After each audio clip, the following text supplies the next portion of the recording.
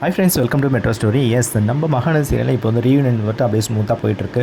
So Vijay and then சாரதாமா அவங்களுடைய combo, அந்த நீங்கள் நிவின் யமுனா அவங்களுடைய இது அப்படியே போயிட்டுருக்கு. இப்போ என் வெளித்தனமாக வந்து வில்லத்தனத்தை இறக்கணும் அப்படின்னு சொல்லிட்டு நம்ம கூட்டு வந்துட்டாங்க. ராகினி அண்ட் பசுபதி 2 பேருமே என்ட்ரி ஆகிட்டாங்க.